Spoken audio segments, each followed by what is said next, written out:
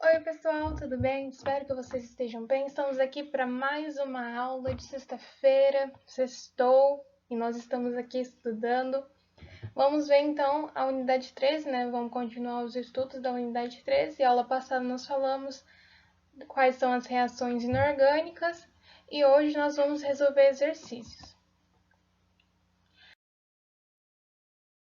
Lembrando que esses exercícios de reações inorgânicas vocês vão encontrar na unidade 11 na apostila, certo? Então, exercício 1, exercício 3 e exercício 8, vocês vão lá na unidade 11 que vocês vão encontrar esses exercícios, ok?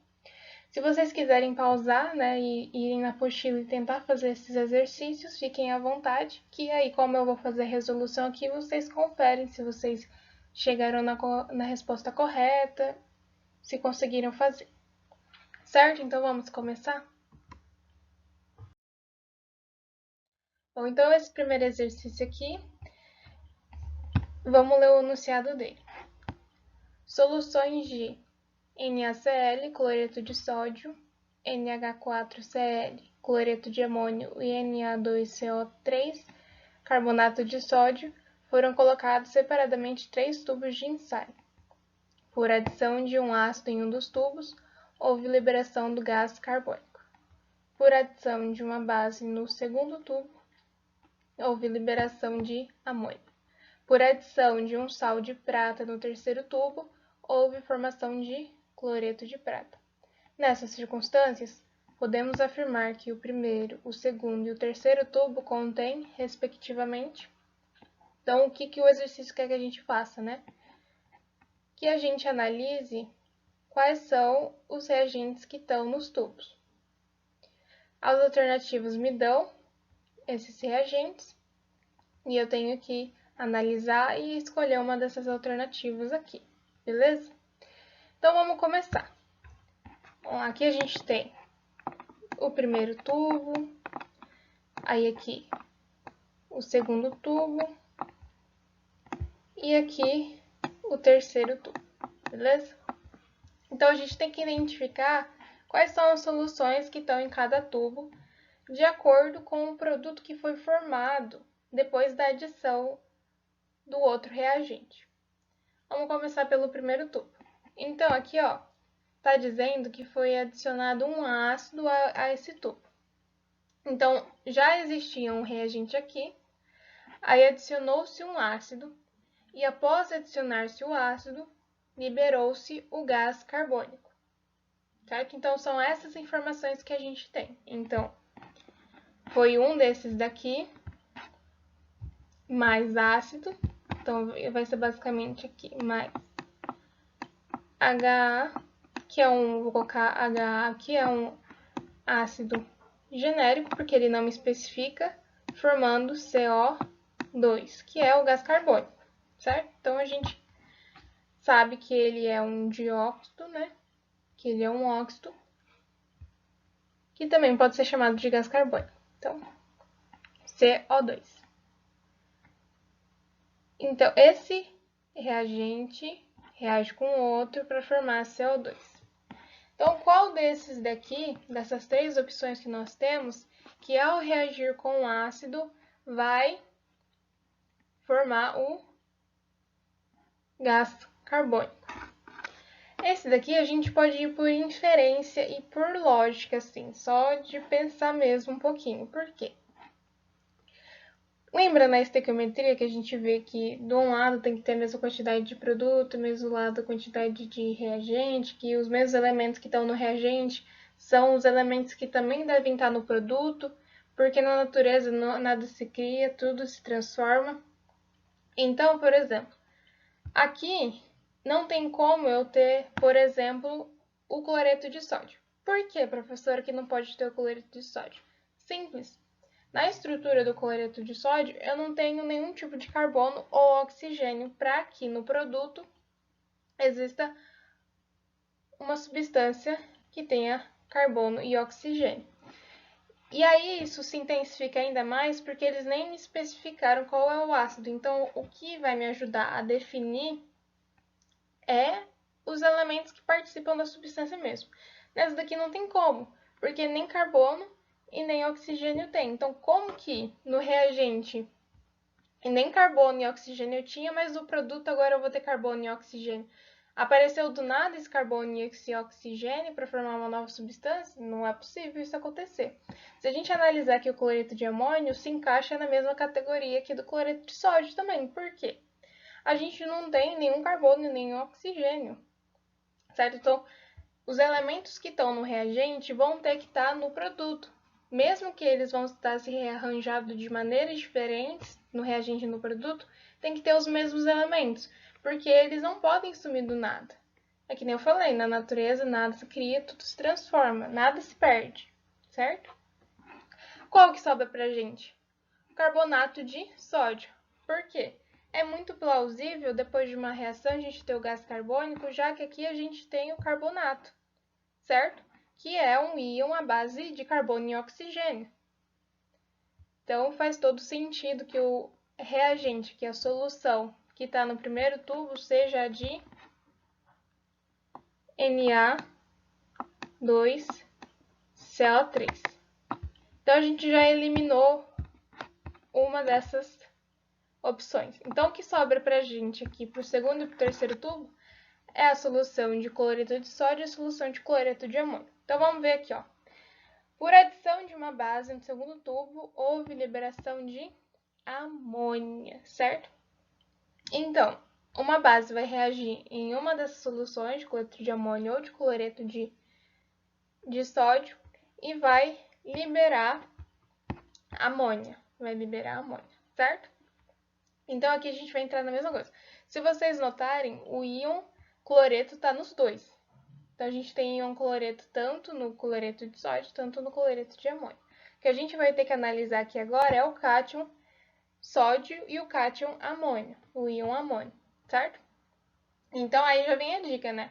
Se a gente tem um sal chamado cloreto de amônio, se ele reagir com uma base, obviamente ele consegue liberar amônia, certo? Então, vai ser o mesmo esquema aqui, ó.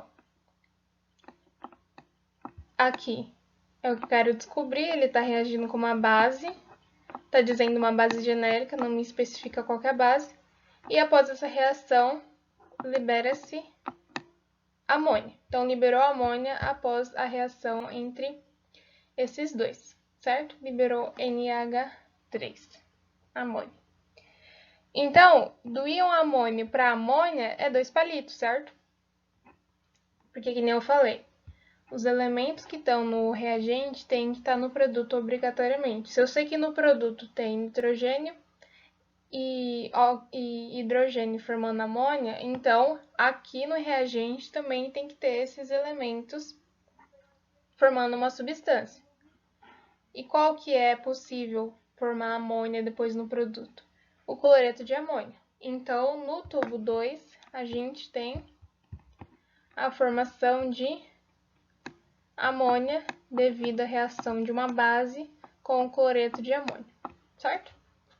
E aqui no último tubo, sobra o NaCl. Tá aqui, tá dizendo que, ó,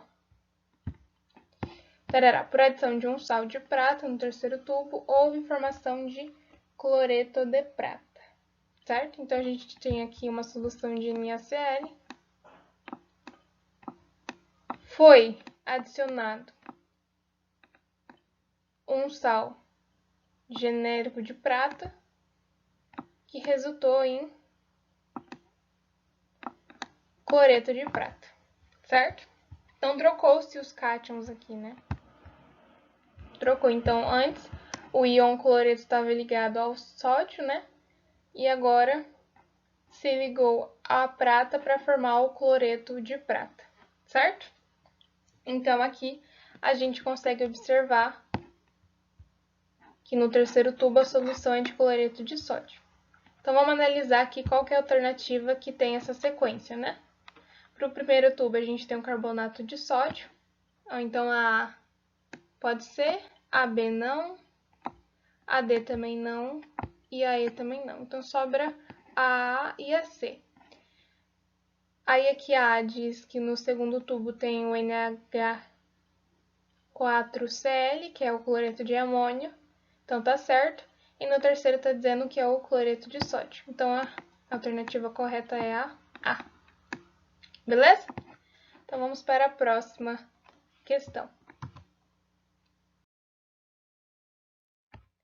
Essa questão aqui é bem interessante, porque ela tem mais a ver com o nosso dia a dia, né? Para que a gente consiga observar os fenômenos que acontecem ao nosso redor, né? Porque a química, no final das contas, ela não é externa a nós. Ela tem muito a ver com o nosso dia a dia. A questão é a gente saber identificar ela. Então, vamos ler o enunciado, que é um enunciado bem interessante. Um fermento químico utilizado para fazer bolos é o sal bicarbonato de amônio, também chamado de carbonato ácido de amônio. Quando aquecido, esse sal se decompõe em dióxido de carbono, gás carbônico, amônia e água.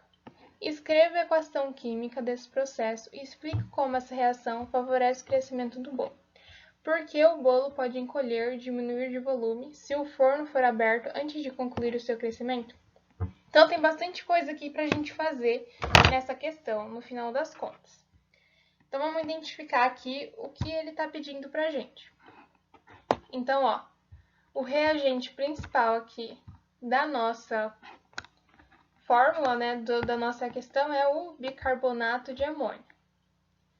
E a primeira coisa que a gente vai ter que fazer é descobrir qual que é a fórmula do bicarbonato de amônio, para conseguir, então, fazer o segundo passo. Por quê? O que ele pede depois? Ele pede para que a gente escreva a reação. Ou então, escreva a reação. É uma das primeiras coisas que ele pede para escrever a reação. A equação química, né? Beleza? Então, primeiro vem a fórmula do reagente.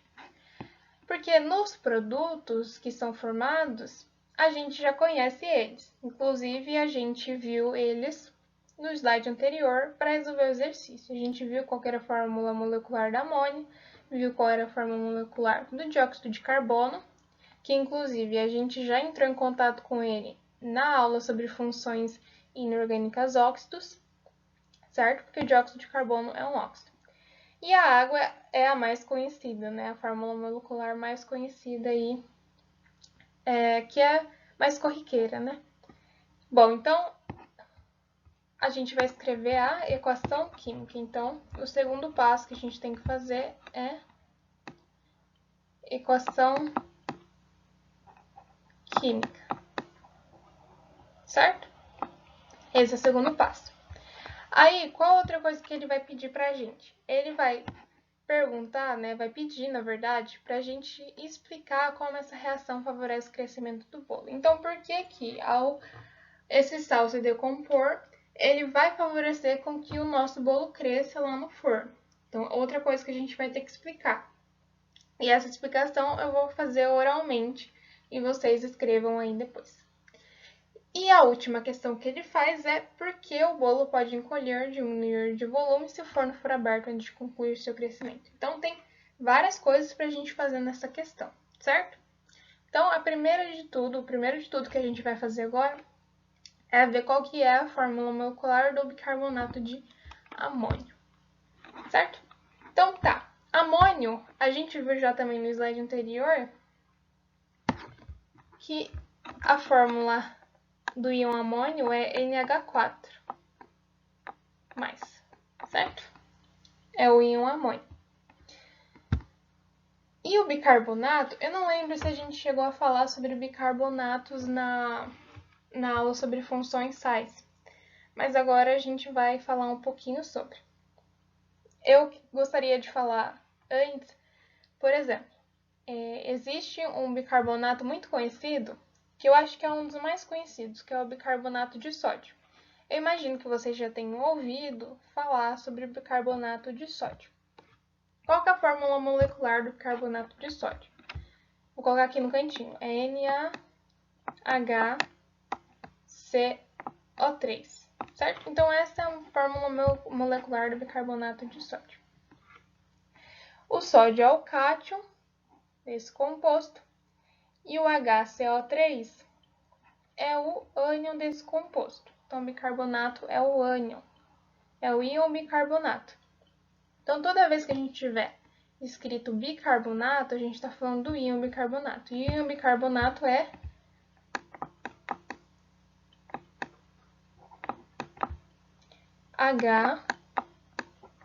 HCO3 menos, certo?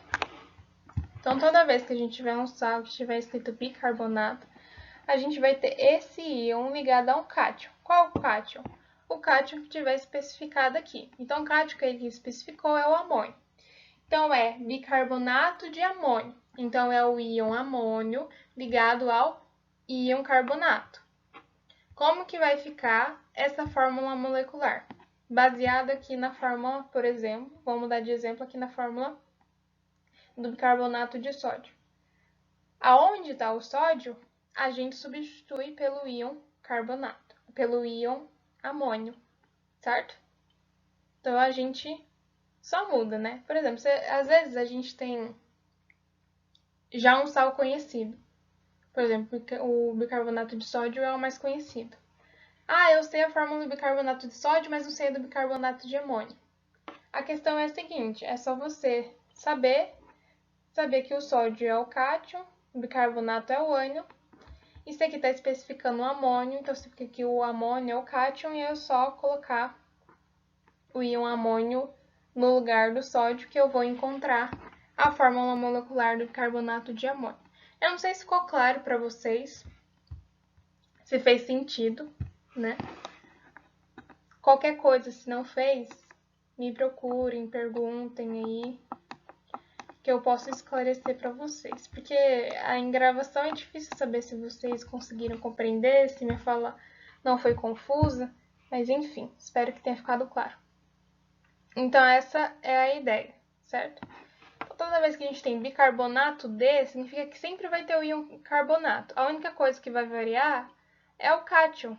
É isso que eu quero dizer, certo? Então, ó, existe bicarbonato de amônio, bicarbonato de sódio e assim por diante, certo? Então, o íon sempre fica, porque vai ser classificado como um bicarbonato. O que vai mudar na ligação é o cátion que está ligado ao íon carbonato, que nesse caso é o amônio, certo?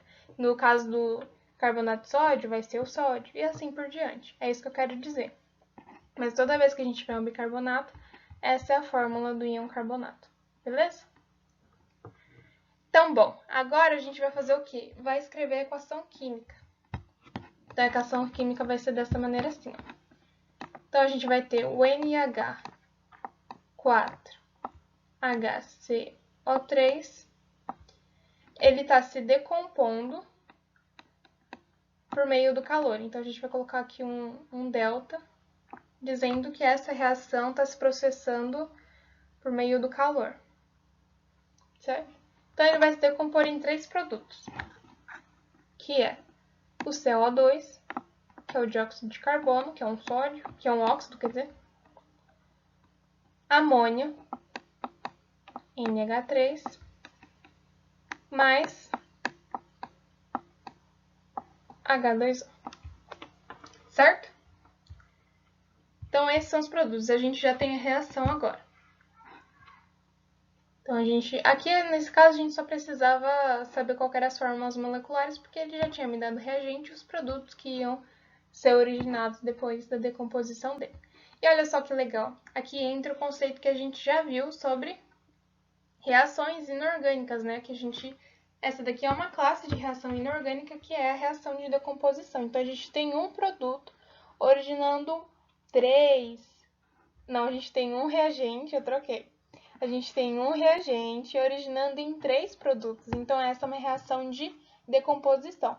Mas aí entra um conhecimento a mais, que eu já falei também na aula passada.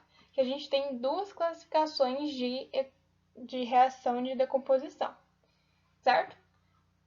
Vocês lembram qual que é? Tem 2. Essa daqui se classificaria em qual delas? Bom, não sei se vocês lembram, mas existe a fotólise e a pirólise. A fotólise é pela luz, decomposição pela luz. E a pirólise é decomposição pelo calor. Então, a gente está fornecendo calor para essa reação aqui de decomposição, então ela pode ser chamada de pirólise, certo? Então, para finalizar, ele ele fala para a gente explicar por que essa reação favorece o crescimento do bolo. Por quê? Porque o gás carbônico é um gás, então está na fase gasosa, e a amônia também está na fase gasosa. Então, os dois são gases, né? Então, essa decomposição, a decomposição desse sal pelo calor vai liberar dois gases. E esse gás vai ajudar com que a massa se expanda, certo? Então, é o gás que faz com que a liberação desses gases que faz e auxilia no crescimento do bolo. É devido a gases, certo? A liberação de gás pela decomposição do sal. Então, essa é a explicação. Por isso que favorece, por isso que essa reação favorece, porque essa reação libera gases. E aqui está perguntando por que o bolo ele pode diminuir de volume, diminuir de tamanho, se o forno for aberto antes de concluir o seu crescimento. Porque a estrutura do bolo ela é frágil durante a reação, né, enquanto a reação está acontecendo. E se a gente diminui o calor, então a gente já tem uma reação que se processa devido ao calor. Se a gente diminui o calor com que a reação está se processando, a gente pode também diminuir a quantidade de liberação desses gases que estão sendo formados devido à decomposição. E aí, com essa diminuição, a gente também vai diminuir a taxa de crescimento do bolo e a estrutura que ele já estava adquirindo, né? E aí isso faz com que ele possa encolher. Por ser uma estrutura frágil ainda, que os gases ainda estão sendo formados devido à decomposição do calor, e o calor está numa constância e a gente vai lá e diminui. Aí é uma mudança brusca e isso faz com que o bolo possa encolher, certo? Então, olha só que interessante, né, pessoal? A química, ela não é externa, né? A gente consegue ver no dia a dia. E isso é fazendo um bolo, pessoal. Fazendo um bolinho de cenoura, fazendo um bolinho de chocolate, que é muito gostoso, inclusive. Então, olha só, uma reação de decomposição, uma reação de pirólise fazendo com que seu bolo de chocolate fique crescido, fofinho e gostoso, né? Que massa que é, literalmente, que massa, né? Então vamos pro próximo exercício. Esse exercício aqui é bem legal porque ele vai usar os conhecimentos que a gente adquiriu ao decorrer dessas unidades. Por quê? Porque reações inorgânicas são reações de substâncias das funções inorgânicas. Então, acaba que a gente também usa os conceitos que a gente viu em todas as funções inorgânicas, a gente também agora aplica aqui para reações inorgânicas, já que essas reações são com compostos inorgânicos, né, de classes de funções inorgânicas. Então, aqui, por exemplo, além desse enunciado, ele está falando, em determinadas situações, com nervosismo, alimentação inadequada, o ácido clorídrico, HCl, então, o que a gente tem no nosso estômago? No nosso estômago, a gente tem ácido clorídrico, que ele vai auxiliar no processamento do alimento no nosso corpo, certo? Então, tem uma taxa aceitável de ácido clorídrico lá dentro. Só que devido a algumas alterações no nosso sistema, né, que aqui ele especifica como nervosismo, alimentação inadequada, a gente pode aumentar essa quantidade de HCl. Isso vai aumentar a acidez no nosso estômago, porque a gente vai ter muito ácido lá dentro. Então, como que a gente vai controlar essa acidez aqui? Ele vai dizer pra gente que é devido ao uso de antiácidos. Se a gente usar um antiácido, a gente consegue diminuir a acidez do nosso estômago. Beleza? Então, a gente consegue controlar e colocar na normalidade. O que tem um antiácido? Hidróxido de magnésio, que é uma base, e hidróxido de alumínio, que também é outra base. Então, são duas bases que reduzem a acidez gástrica em níveis normais. Certo? Então, por que vai diminuir, né, gente? Porque o ácido que está em excesso, ele vai lá e vai reagir com essas bases que foram introduzidas no nosso estômago para formar sal e água. Sendo que o sal, ele é neutro, ele não tem nenhum caráter ácido e nenhum caráter básico, né? Então, que engraçado, né? Então, eles se neutralizam, que é realmente o nome da reação que acontece entre um ácido e uma base. Eles se neutralizam. Então, o produto que é formado é um produto que não tem nenhum caráter extremamente ácido e nenhum caráter extremamente básico. Então, é um produto neutralizado. Beleza? Então, aqui a gente tem as duas reações que vai ocorrer entre o ácido clorídrico e o hidróxido de magnésio e o ácido clorídrico e o hidróxido de alumínio, certo? O que ele pede pra gente? Que a gente tem que classificar essas duas reações. Classificar como? Se essas reações inorgânicas é uma reação inorgânica de síntese, se é uma reação inorgânica de decomposição, se é uma reação inorgânica de simples troca, se é uma reação inorgânica de dupla troca. Então, é isso que a gente vai identificar agora. Beleza? Então, ó, se a gente notar aqui, a gente tinha 2 reagentes e a gente continua tendo 2 produtos. Não alterou a quantidade. E se a gente notar, por exemplo, o enunciado da reação de síntese é quando a gente tem 2 produtos ou mais, formando apenas um produto no reagente, não é? Formando apenas um produto, certo? Então, são 2 reagentes ou mais que formam apenas um produto. Essa é o enunciado da reação de síntese. Se a gente notar aqui, não ocorre isso. A gente tem 2 produtos a gente tem duas substâncias no reagente, tem 2 substâncias no produto. Então, de síntese não é. Ó, não é de síntese, a gente consegue observar. Aí, qual que é a outra classificação que a gente tem de reação? Reação de decomposição, não é? Exatamente. Na reação de decomposição, inclusive a gente viu no slide anterior, é quando a gente tem apenas um reagente, apenas uma substância no reagente, que forma no produto 2 ou mais substâncias. Então, se a gente notar aqui, a gente também tem 2 aqui e 2 aqui. Então, a gente não é uma reação de decomposição, porque a gente precisava ter apenas um reagente formando vários produtos. Então, não é. E se a gente for observar, de simples troca também não é, ó. Por quê? Não foi apenas um cátion, por exemplo, que trocou com outro cátion, um ânion que trocou com outro ânion. Então, qual que é a conclusão que a gente chega? Que a reação inorgânica que ocorre aqui é a da dupla troca, porque a gente realmente troca todos os cátions com os outros. Um cátion aqui do ácido reage com o ânion da base e o ânion do ácido reage com o